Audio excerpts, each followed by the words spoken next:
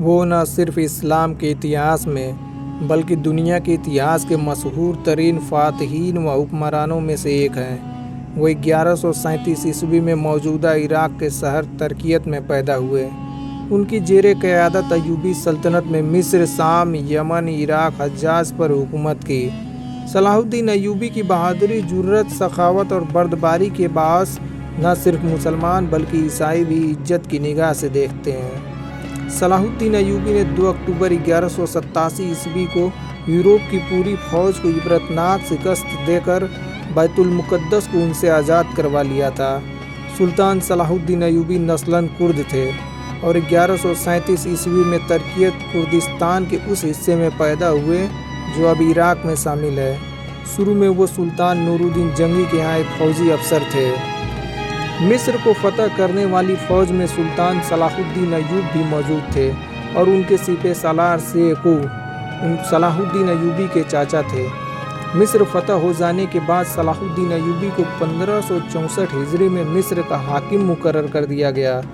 اس زمانے میں 1569 ہجری میں انہوں نے یمن بھی فتح کر لیا تھا۔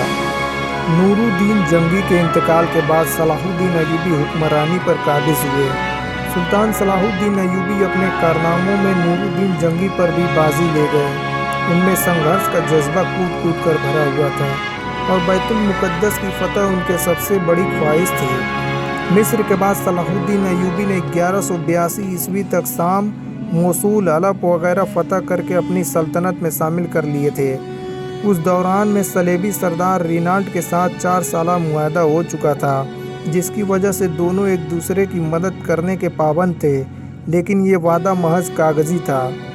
1186 میں کروسیڈرز کے ایک ایسے ہی حملے میں رینالٹ نے یہ کوشش کی، بہت سے دیگر عیسائی فوجیوں کے ساتھ مدینہ منورہ پر حملہ کی غرض سے حجاج مقدس پر حملہ آور ہوئے۔ صلاح الدین ایوبی نے ان کی سرگرمیوں کی روک تھام کے لیے قدم اٹھائے اور فوراً رینالٹ کا پیچھا کرتے ہوئے حطین میں اس تک پہنچ گئے۔ سلطان نے یہی دشمن کے لشکر پر ایک ایسا آتش گیر مادہ ڈلوایا جس سے زمین پر آگ بھڑک اٹھی۔ چنانچہ اس آتش کے ماحول میں 4 جولائی 1187 کو حطین کے مقام پر تاریخ کی خوفناک ترین جنگ کا آغاز ہوا۔ اس جنگ کے نتیجے میں 30,000 کروسیڈرز مارے گئے اور اتنے ہی قیدی بنا لیے گئے۔ رینالٹ گرفتار ہوا اور سلطان صلاح الدین ایوبی نے اپنے ہاتھ سے اس کا سر قلم کیا۔ اس جنگ کے بعد اسلامی فوج عیسائی علاقوں پر چھا گئی۔ حطین کی فتح کے بعد صلاح الدین ایوبی نے بیت المقدس کی طرف رخ کیا۔ 1 ہفتہ تک خورید جنگ کے بعد مسیحیوں نے ہتھیار ڈال دیے اور رحم کی درخواست کی۔ 2 اکتوبر 1187 کو بروز جمعہ بیت المقدس 88 سال بعد دوبارہ مسلمانوں کے قبضے میں آیا اور تمام فلسطین سے عیسائی حکومت کا خاتمہ ہو گیا۔ بیت المقدس کی فتح سلطان صلاح الدین ایوبی کا عظیم الشان کارنامہ تھا۔ سلطان صلاح الدین ایوبی مسجد اقصی میں داخل ہو کر نور الدین جنگی کا تیار کردہ منبر اپنے ہاتھ سے مسجد میں رکھا۔ اس طرح نور الدین جنگی کی خواہش سلطان صلاح الدین ایوبی کے ہاتھوں پوری ہوئی۔ سلطان صلاح الدین ایوبی نے ایک مثال فاتح کی حیثیت سے بیت المقدس میں داخل ہوئے۔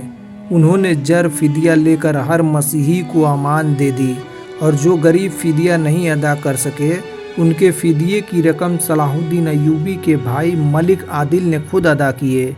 بیت المقدس پر فتح کے ساتھ یروشلم کی وہ مسیحی حکومت بھی ختم ہو گئی جو فلسطین میں 1099 عیسوی سے قائم تھی۔ ان کے بعد جلد ہی سارا فلسطین مسلموں کے قبضے میں آ گیا۔ بیت المقدس پر تقریباً 761 سال مسلسل مسلمانوں کا قبضہ رہا۔ پھر 1948 عیسوی میں امریکہ، برطانیہ، فرانس کی سازش سے فلسطین کے علاقوں میں یہودی سلطنت قائم کی گئی اور بیت المقدس کا نصف حصہ یہودیوں کے قبضے میں چلا گیا۔ سن 1967 عیسوی کے عرب اسرائیل جنگ میں بیت المقدس پر اسرائیلیوں نے قبضہ کر لیا۔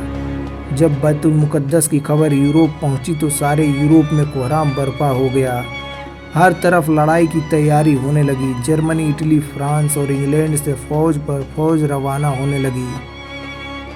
मुसलमानों और ईसाइयों के बीच मुआहदे की शर्त कुछ ऐसी थी, बैतुल मुक़द्दस मुसलमानों के पास रहेगा। अरसूफ, हाइफा, याफा, आकिया के शहर मुसलमानों के कब्जे में चले गए। अस्कलान आज़ाद इलाका तस्लीम किया गया। मस्जिद अक्सा के जायरीन को आमद व रफ्त की इजाज़त दी गई। सलीब आज़म मुसलमानों के कब्जे में रहेगी। तीसरी सलीबी जंग में सुल्तान सलाहुद्दीन अय्यूबी ने साबित कर दिया कि वो दुनिया का सबसे ताकतवर हुक्मरान है। सलाहुद्दीन अय्यूबी बड़े बहादुर और फैयाज थे। लड़ाइयों में ईसाइयों के साथ इतना अच्छा सलूक किया कि ईसाई आज भी उनकी इज्जत करते हैं। फातमियों के ज़माने में मदरसे कायम नहीं किए गए। मुल्क शाम में तो नूरुद्दीन जंगी के ज़माने में मदरसे और अस्पताल कायम हुए, लेकिन मिस्र अब तक मरहूम था।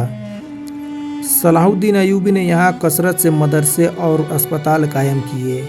उन मदारिस में स्टूडेंट के रहने व खाने का इंतज़ाम भी सरकारी खजाने से होता था। 4 मार्च 1193 बमुताबिक 589 हिजरी सुल्तान सलाहुद्दीन अय्यूबी इंतकाल कर गए। उन्हें शाम के मौजूदा हुकूमत दमिश्क में मस्जिद उमैया के नवाह में सुपुर्द खाक किया गया। सुल्तान सलाहुद्दीन अय्यूबी ने कुल 20 साल हुकूमत की। लेखक इब्न खलकान के मुताबिक सलाहुद्दीन अय्यूबी की मौत का दिन इतना तकलीफ दे था कि ऐसा तकलीफ दे दिन इस्लाम और मुसलमानों पर खुलफाए राशिदीन की मौत के बाद कभी नहीं आया। आप देख रहे थे यूट्यूब चैनल आज़ाद तारीख। अगर आपको ये वीडियो पसंद आया हो तो वीडियो को लाइक करें और चैनल को सब्सक्राइब करना ना भूलें।